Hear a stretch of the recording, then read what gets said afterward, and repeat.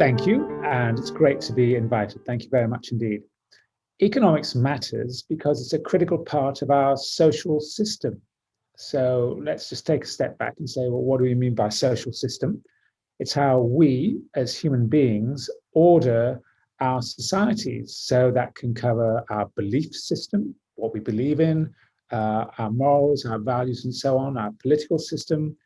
And part of that system, of course, is our economic system, which we think of as the part of the system to do with the exchange of goods and services.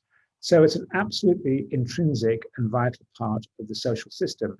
And the reason why it's important is because that has allowed us to generate an extraordinary amount of prosperity in many countries.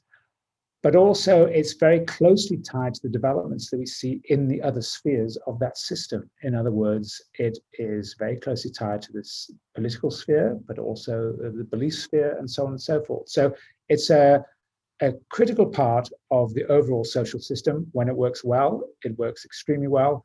When it goes badly wrong, I'm afraid it has quite severe consequences. I think that the obvious example is climate change and biodiversity. We've seen many reports suggesting that it is, in fact, the arrangement of our economic system which is causing so much damage, not only to the environment, which we are hopefully all very well aware of, but also the biosystem, but also the other parts of the social system. So when we think about, the Treaty of Versailles and what Keynes wrote about the economic consequences of the peace and what happened afterwards, it's hard to see that that had nothing to do with the way that the economy in Germany, the direction it took.